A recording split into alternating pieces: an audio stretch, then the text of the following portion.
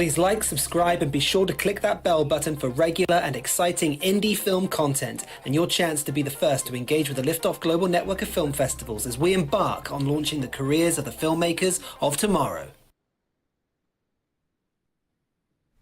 Hello everyone and welcome to today's stream. Today we are joined by two filmmakers who picked up the Audience Choice Award for the Toronto Liftoff Film Festival. Please Welcome. Like, be sure to click that bell button for regular and exciting indie film content and your chance to be the I feel first like the YouTube is coming through, so Laura, if you could mute your YouTube, that would be great.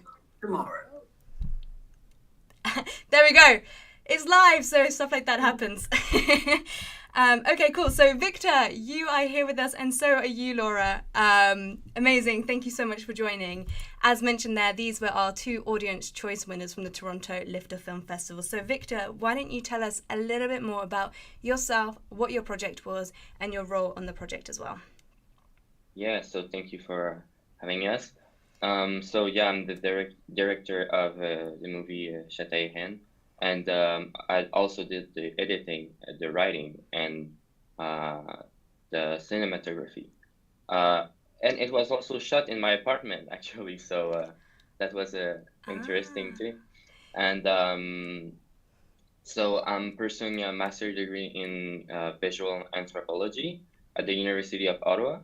And my inspiration for this film has been mostly related to my interest in learning, exploring, and getting to discover how humans and non-humans interact or might interact, and how film can be used as a space to discuss and encounter these relations.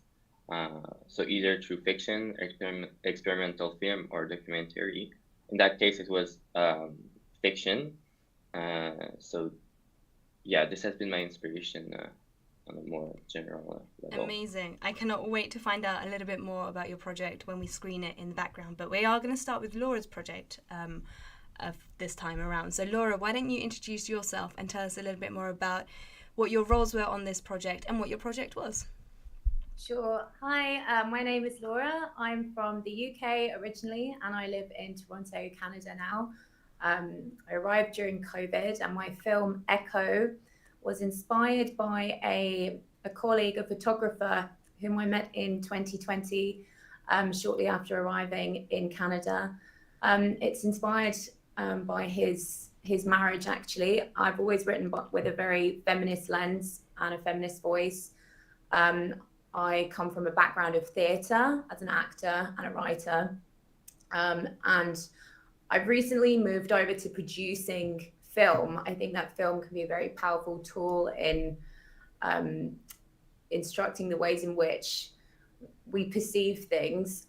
There's a lot of psychological schemata involved in film, with pathetic fallacy and music and all the visual stimuli that we're presented with. And I felt that film would be a great way of telling this story. It's a narrative-driven drama that attempts to expose the cyclical nature of abuse and how violence, particularly domestic violence and abuse, echoes and manifests through generations unless the cycle is severed at some point. And I wanted to confront the parameters of an audience's fragility and prejudices, perhaps their unconscious biases in concern to typical perpetrators of abuse.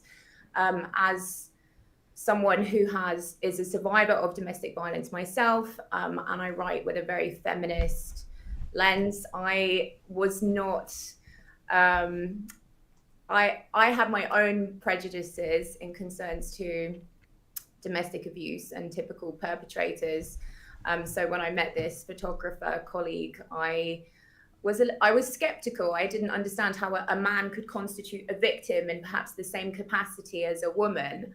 And I think I'd always relied on my own experiences to inform that and excuse that level of prejudice. And I wanted to confront an audience's unconscious biases in the same strain. So that's where Echo started. That's where I think that was a great introduction to where it came from. So I'm going to get it playing in the background as you're talking about the inspiration and why you wanted to read it. But tell us a little bit more about the story structure and how you came to creating this story arc out of all the experiences that you've had and talking to other people in order to get this project to where it is.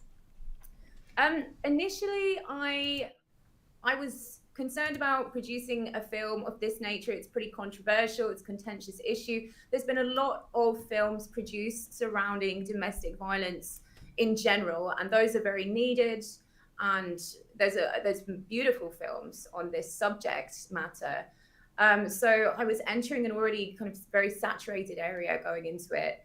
And I think what gave it a bit of an edge was the male perspective.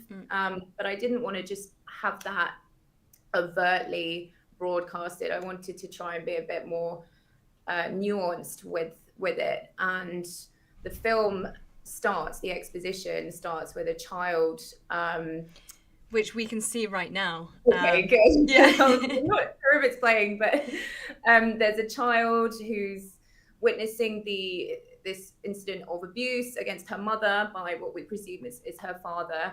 And the next scene suddenly opens onto a full-grown woman opening a cupboard which is lined with meticulously organized jam jars, and it says Echo's strawberry jam or blueberry jam or whatever. Wanted to give this view of a picture perfect suburban socialite housewife. And the assumption is that this is the same woman who is being abused in the exposition. Yeah. And we used a lot of manipulation with the music and pathetic fallacy to inform that, which is why I felt film was a very potent tool to be able to play with these conceptions, and hopefully that paid off. And then the twist is that, oh, actually it's the woman who is abusive and this is the child who has grown up to echo, to imitate the behavior of her father. And the tagline was this saying, hurt people, hurt people. Yeah. Yeah, nice. I want to make a comment when we come to the end of the film, but for those that are watching this, I won't say it quite now, so I'll try and remember. It's something that you've just mentioned, so I'll try and remember it. But one of the things that I think is really great about this film is that it's shot in one location. Was this your apartment, or where did you find this apartment? Yeah, this was my apartment. Okay. This was my apartment, and we only had one night to shoot this. Wait, so you shot the whole film, which is roughly 15 minutes, in one night? When you say that, how many hours are you talking about? From, I think, perhaps 6 p.m. till 5 a.m. in the morning. So it was still a full day, but yeah. Okay, full night. It was a long night, but I wanted to compensate everyone involved. And it was like, okay, well, if I do that, obviously I will do that, but we've only got one day to shoot this. So, yes, yeah. Yeah. Wow, okay. And if you shot everything in one day, again, it's a 15-minute film, so for everyone who's watching, it's, wow, that is incredible. Did you do a lot of rehearsal with the actors? And because you are one of the lead actors, did you already know the other actors that you were working against? I had worked with Anthony Tullo before. He plays the cameo role of Steve. But James is amazing. He's on the West End right now and creating a new role for Trevor Nunn, the protagonist. James Darch, he was amazing to work with. We auditioned people, and he was in Toronto at the time, so we casted I wanted to keep the British accent with the protagonist, the male protagonist, because otherwise there might have been other implications involved, like, oh, this is a British woman abusing a Canadian man, or I didn't want there to be any the evil British woman. Yeah. Yeah, so we kept the British accent there. But yeah, we had a casting process. Quite a lot of people auditioned. We always use casting workbook and acting access to cast. And James was just amazing for the role. He really played with it in the audition, gave us a lot of fresh ideas. And yeah, he did a lot of work on the character development. I think we had 2 rehearsals. Yes. So not a whole lot of rehearsal, a lot of planning and I think when you're paying actors below equity wage, you can't demand too much of their time, and you just pray that they'll put in the prep work and show up on the day of booking and have done that work themselves. But yeah, everyone involved was very professional. So, and I feel like the chemistry comes through. And actually, the fact that you said that you'd worked with the other guy who had the smaller role, I thought that was a really strong connection between the both of you. So that now makes sense to me why it seems so natural. Oh, fantastic. Yes, we've talked about casting there and using those different platforms. How did you find the transition from being an actor in the UK to then being an actor in Toronto?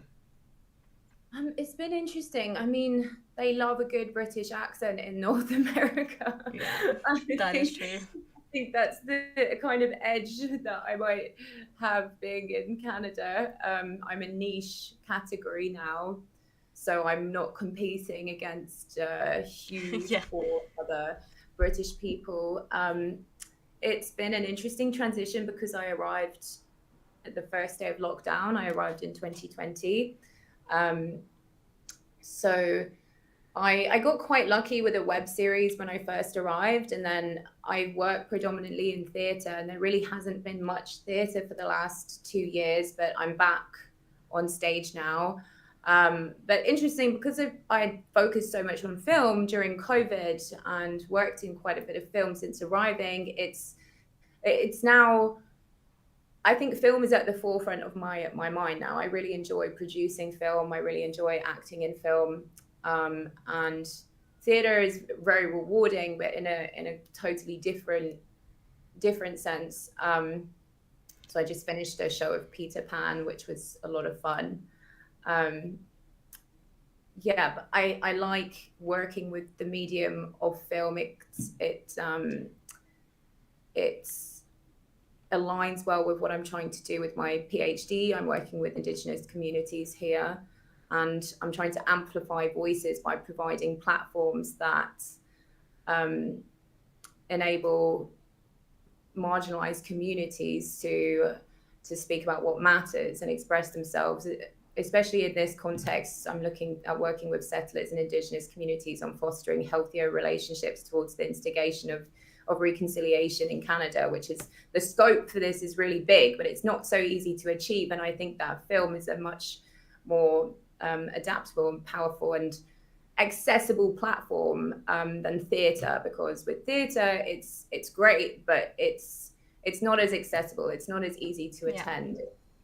I also think it's a deadly combo, having an actor who can also produce, or vice versa, being a producer and an actor, because you just can give so much more to a project, especially when it is at the indie level.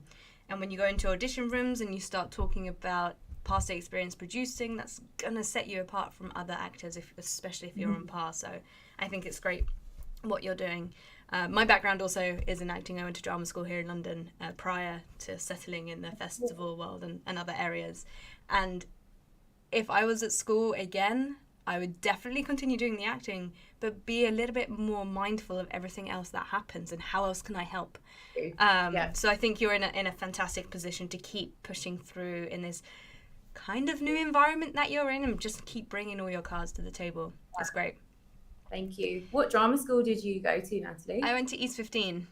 Oh, cool. Yeah, and did acting and stage combat. So I did fake fighting for 3 years for stage and film. It was a lot of fun, and it has come in very handy for some roles. But I have taken a back foot off the acting since becoming more and more full time here. Motion capture was something where I fell into, and that was like my niche for a while. A lot of fun doing that. But yeah, no, I really, really admire actors who do more, who can do more to help the project, especially in the short film realm and in the indie realm. I think it's great. I've just been looking over at your film, and like I said to you before we came on, the cinematography is fantastic, like throughout, especially because it's quite low lighting that you're using as well. Who was your DP and what did you shoot on? We shot on Red. Our DP, Julian Zawiski, know a lot more about the actual equipment used. I'm sorry that I am not sure what the camera was. But if anyone really wanted to know, just reach out to me and I can definitely ask him. No, amazing. I mean, red cameras are fantastic. Their depth of field and everything like that is amazing. One of the top cameras, I would say, out there. So, yeah, I'm not surprised it looks this amazing. Okay, great. So how has it been going? How has this film been received on the festival circuit, apart from here with Liftoff? How's it been doing? It's done pretty well so far. We've won at the Out Film Festival. We won Best Drama North America. Amazing. We also were nominated and won at a Couch Film Festival. And then we've had another selection at the Austin After Dark, I think it was. And yeah, I think I've submitted to maybe 20, 25, and we've heard back from maybe only 6 so far. And so it's been a good ratio of yeses and non-selected so far. And yeah, this film festival circuit is new to me as a producer. Yeah. So, yeah, and it's so addictive. I just want to make more films now. I didn't think I was going to get this addicted to it, but I think it's because you're having success. There's an amazing quote by someone called Stephen Follows, who I mention all the time to the Liftoff team and to filmmakers I speak to. And this is based more on feature films, but I feel like it has the same quality for shorts. And it is something like 80% of filmmakers who make a feature never go on to make another feature. And that's either because the journey wasn't as easy as expected, or they didn't have much success, they didn't know who their audience was, they made a film but didn't know what to do. So all of these kind of negative effects that they've experienced through making their feature. And I feel it's exactly the same for short filmmakers. If they're not getting selected at film festivals or have no one to showcase their film to, what are they going to do? It's really hard. So to hear how well your film's been doing and that you're excited to go out there and make another one and another one and another one is great. So yeah, what I guess that my next question, which I would like to ask both of you, and that is, what drew you to this industry? Why did you want to be in the filmmaking or in the film industry? Well, I come from a background of theatre and musical theatre specifically, and I always loved the disciplines of music, dance, and acting individually. Okay. And it seemed to make sense for the amalgamation of them into musical theatre, but I don't think I ever was extremely passionate about musicals necessarily. So I felt a little bit lost in the beginning of my career after drama school, and then I lived in the Middle East for a while and fell into Khaliji film which is Arabic film, because there wasn't a whole lot of I haven't heard out there. And it was a whole new world and industry for me, and I realized that I really enjoyed it, and I really enjoyed working with naturalism. And with musical theatre, you have some amazing musical theatre, but at the same time, there's also a lot of very one-dimensional shows. And I like a good gritty drama where I can really do a lot of groundwork and character work, and Meisner and Uta Hagen and Stanislavski and all of that, and work in a more nuanced, intellectual way. I think that's what really excites me as an actor. So yeah, I found that film was just amazing. It was so interesting to me that I could really act through my eyes and play with naturalism. And I was terrible in the beginning. I was awful. I've done some awful work, but it's been really exciting to see my progression and see myself grow as an actor in film. And it's rewarding. So then when you were a lot younger and you were going to theatre training and singing and dancing and all of that, was there a particular film or stage play or musical that you saw that made you think, this is the industry, this is what I want to do for the rest of my life? Yeah, A Streetcar Named Desire. A Streetcar Named Desire is my all-time favourite play, and that film I have seen maybe a million times, directed by Elia Kazan, the Marlon Brando, Vivian Leigh film. And yes, I always wanted to do Streetcar, and I did act as Blanche Dubois in Streetcar Named Desire in Dubai, and it's still probably the best production I've ever been in. I just think that Tennessee Williams has this incredible way of portraying the human condition, and it's aspirational for me in terms of writing and acting. To be able to act in that show was just incredible. Yeah, A Streetcar Named Desire is a hard script to say. Yeah. Clearly, A Streetcar Named Desire. We studied that at drama school as well, and it fantastic. Oh, you did? Yeah, fantastic. So my production company is called Elysian Productions, because that's where Blanche arrives on the streetcar. Yeah, amazing. So your film has now come to an end, so we're back on the big screen. But the thing I wanted to mention at the beginning is that how you've mirrored the end and the start and the end of the film, which is a classic filmmaking technique, but it's just one that I always feel works really, really well. So I just wanted to just mention that for those that are watching, that is a technique that you used in there. Thank you. I guess before we move on to Victor's film, what are you working on next? What is this next short film that you want to develop, or film that you want to develop? Well, I'm working on a short horror film up in Perth right now with Quentin Ferrant called Warble Warble. And it's exciting for me because this one has been very narrative driven. And now I'm thinking a lot more about the inserts and the visuals and telling story through visuals. I'm thinking more as a director now.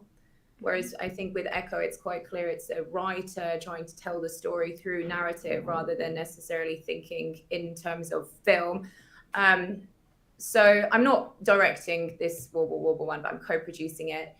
It's a short horror film based on a Jewish lullaby.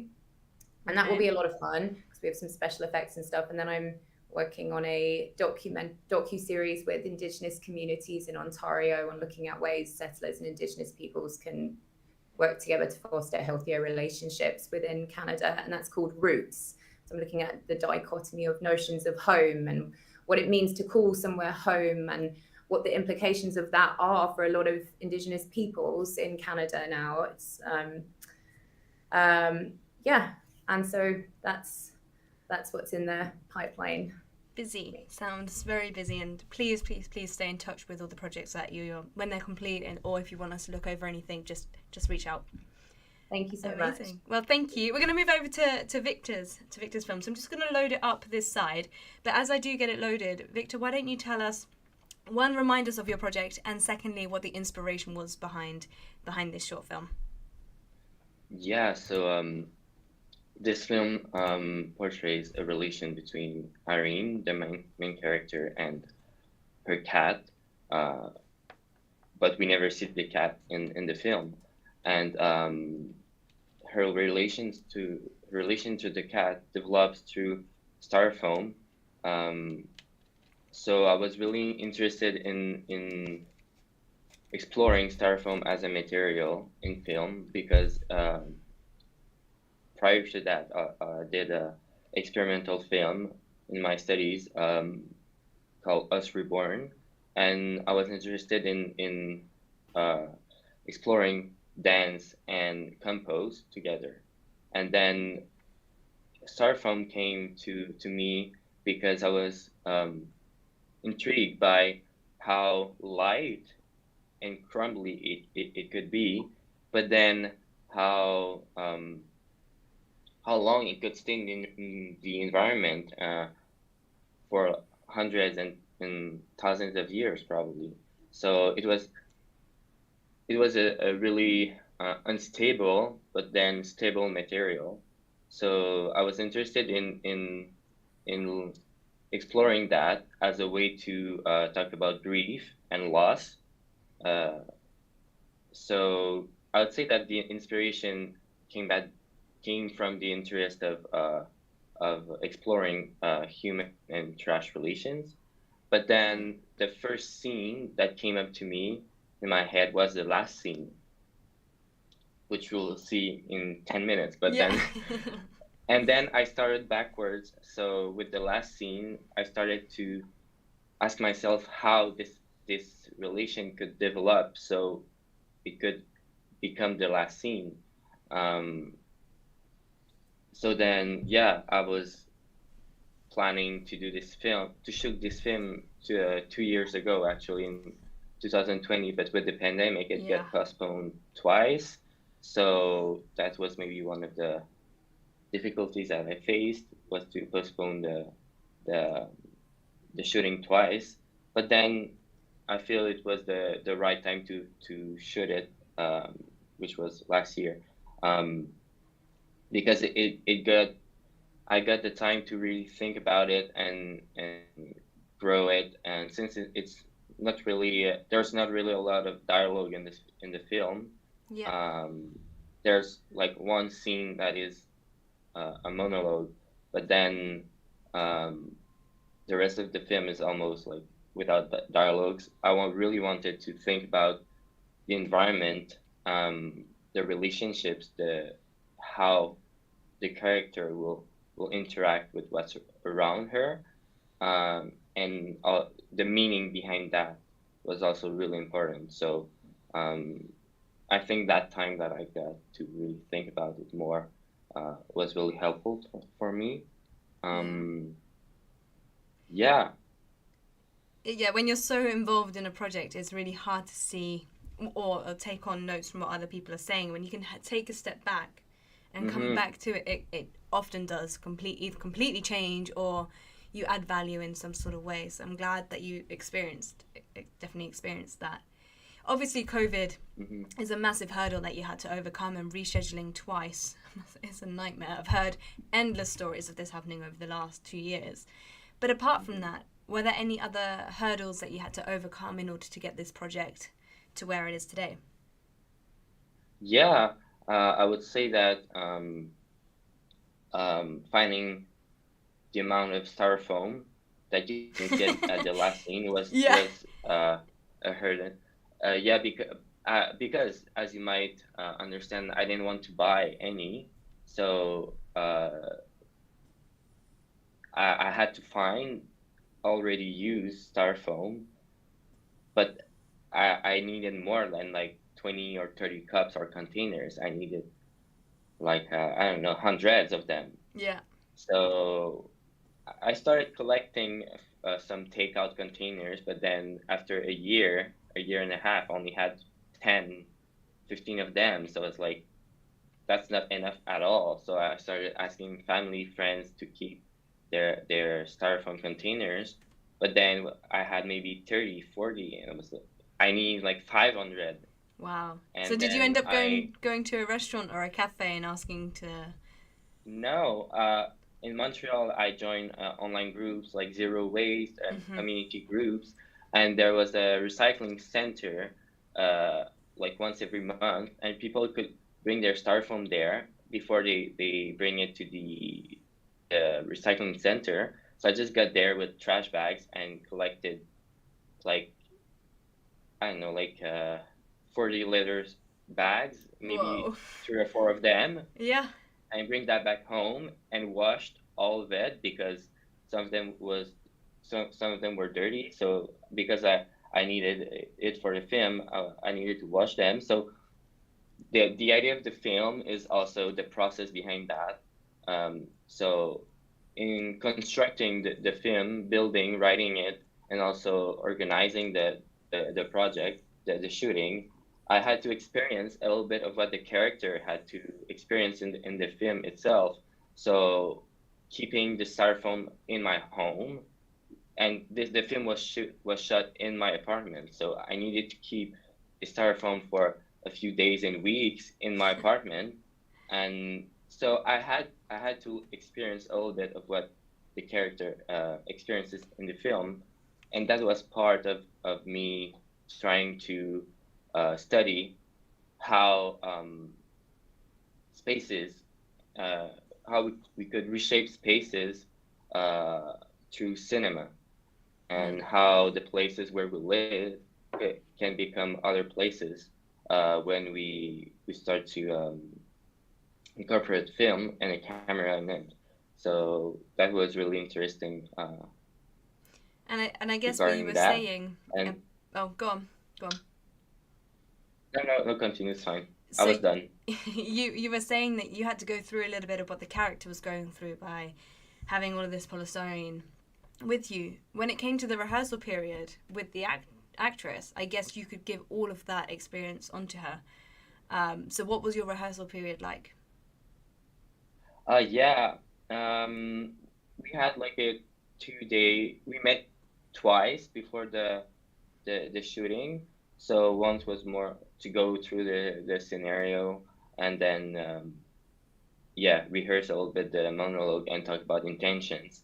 And then the day before the shooting, Laura came to my house and we looked at the space and how I wanted her to interact with the space and move around.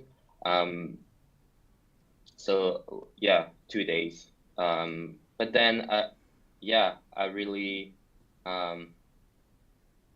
I talked about her. I talked to her about my intentions regarding styrofoam and how it was at the same time this feeling of abundance and then the feeling of nostalgia that I wanted to the styrofoam to mean.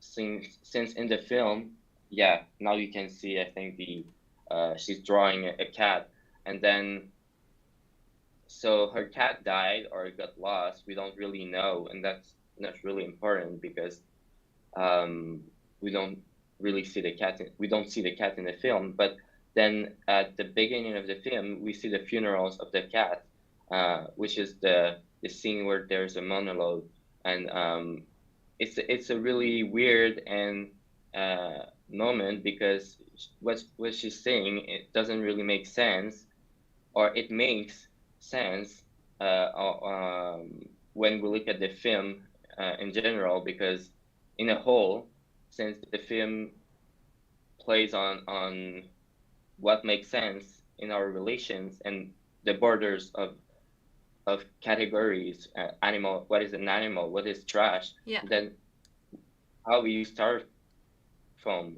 and what is a cat, So to me, this scene makes a lot of sense, but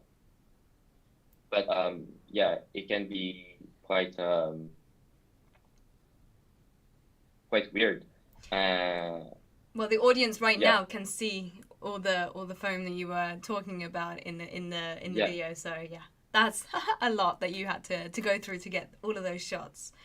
And talk about your cast or your crew. Actually, was it a big crew that you had, considering you were using it you were shooting in your own space? How did you find having crew members in your space? Well, it was nice because we were a small crew. We were 9, I think. Okay. Yeah, 9, and it was really nice because I could make lattes to the crew and just since it was in my apartment, and we had lots of fun, and some of them were friends or people I knew from film school, and others I found them on groups from Montreal, online groups where you can ask for help for shootings. So it was a really nice experience. The crew was amazing, and we shot on 2 days. Yeah, now you can see the amount of styrofoam. Yeah. So there was a lot. Yeah, and it was nice because there were parts of styrofoam that looked like windows, some like computers. So having random parts of styrofoam and then building the environment and with what you had was really an interesting process. So a lot of it was also experimental, since some of the relations or emotions or intention were created on set, because you couldn't really get the sense of it prior to shooting it and having all the styrofoam around you. So it wasn't possible to rehearse with all the styrofoam. Yeah, I mean, It must have been a lot of fun as well, having to come up with that set design and using everything that you could. I think it looks great, and really, really. Now hearing a bit more of your journey behind it in order to get what we see, I think it's great. So really well done. I've got one more note that I wanted to talk about before finding out a little bit more from you as a filmmaker. But who composed the music, or where did you get the music from? Yeah, so there's three different songwriters, and so the song that you hear at the beginning of the film, which is piano, comes back to in the funeral scene. So that's Antoine Millet-Gagnon, a friend of mine who's a musician. And then there's at the end the big scene with all the styrofoam is from the group Cosmophone, which is a group that I really felt in love in Quebec. And what the song says, and when I heard it, it felt like the song was written for the last scene of my film. So I really wanted this song in my film. So I contacted the group and was able to get the song in my film. And then the other music that you hear was actually recorded by me and two other friends. So part of the journey was also experimenting with instruments and how we could manage together to play and improv. So it was improvisation, most of it. So sometimes you can hear in the music some notes that don't really fit there. And it seems like, oh, it might be written, but then there's also improv, and it sounds nice, but then sometimes it sounds weird too. So I thought overall it worked really well with well, obviously the people who are watching right now can't hear it, but I honestly thought it worked really well. That's why I wanted to bring it up and find out a bit more about who the musicians were behind. So it's great to hear that you were one of them. Yeah, very cool. Yeah, I guess my kind of final questions are: how is the film doing on the festival circuit? Have you got many screenings coming up, or what was your experience like? Yeah, so I've started submitting this film to the festival this spring, and have received maybe like 7 or 8 answers yet, and so I got selected to this one. I also won Best Student Film in Argenteuil Film Festival in Paris. So yeah, that was the other prize that I got. Did you get to go to the festival in Paris? No, I didn't. No, it was an online festival. Okay. And then but yeah, that was really nice. And I mean, it's already like my expectations were not necessarily mostly related to festivals, but more how it could, like, the experience in itself. And I mean, I was really happy with what the crew did, and then having these festivals and this positive answers from the festivals was like I was really happy of it. Yeah. And the way it contributes also to my research in a broader way makes a lot of sense to me, and I contribute a lot to improve and develop my ideas and my relations to film in visual anthropology too. So. Fantastic, really fantastic. And I guess my final question is, was there a film or a moment in your life when you understood that this was the industry that you wanted to pursue? Yeah, well, film, the film industry has always been to me a dream. When I was 3 years old and I couldn't even read, I wanted my parents to bring me to the movie theater so I could see the films that were screened, and then I could recognize the movies with the poster, without reading, because I was seeing it in, like, on TV. So I was already really into film. And in my childhood, teenage years, I did theater too, and I was in a actor school for 4 years. But then it was more in the adulthood when the adulthood came that I was interested in doing film and work as a director. Yeah. So I wanted to pursue a career in film. And then anthropology came to me, and having this field where I could use film to understand human relations with other beings was really meaningful to me. So I started bridging and bring art and social sciences together, and I really feel that I've I've met the field where I'm really comfortable in. So bringing social sciences and art. So I have my project that will come in the next year or two. Yeah, next year will be an experimental documentary. Great. Yeah, so I will be interested in erosion in the Magdalene Islands and how people adapt there to erosion through plants. Mm-hmm. So I will, yeah. So it's part of my thesis actually. So it's gonna be there will be a film coming out of that. Fantastic. Well, like I said to Laura, please keep us updated for any work that you are working on or have completed. We'd love to continue seeing what you both are doing.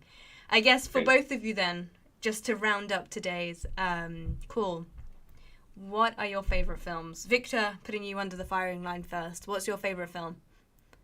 Okay, it's tough to choose one, but I'd say that one of my favorites is Amélie Perfect. Yeah. from France. Yeah. Yeah, to me, this film is like perfect in every step, and every section of the filmmaking process is perfect to me. So the music, the cinematography, the actors, the storyline, I haven't everything. seen that film since I was like 6 maybe, so it definitely needs to come back on my radar. So Oh yeah, I will be it's watching it again. it's so creative and weird also, and the music is just amazing. The colors, so it's certainly one of my favorite movies ever. Yeah. Amazing, thank you. And Laura? I guess for me, after Streetcar, it would be Gone with the Wind. So I think in a very narrative. So you're a classic girl. I'm with classics. I feel like characters drive stories, and yeah, I'm more interested in narrative, the visual. Amazing. Yeah. Amazing. For me, I can't pick one. There's too many. But if I was to say one, I would probably say Whiplash. I absolutely loved That's that an film. amazing film, yeah. Yeah. It's in my top 4 actually. Oh, is it? Okay, cool. Good. Yeah. The unbelievable how they created that tension. Like, I don't think I've sweated at a film that much. So, yeah, it's up there for my films. But yeah, cool. Well, thank you so much. And Anna's been very active in the chat room. She's just been throwing in some of her thoughts. So thank you, Anna, for joining. It's great that you've been able to follow along in the conversation. So thank you. And thank you to our 2 filmmakers for joining us. Thank you so much. I'll catch you both soon. Bye-bye. Thank you, Amany. For having me. Thank you. Thanks everyone. Bye.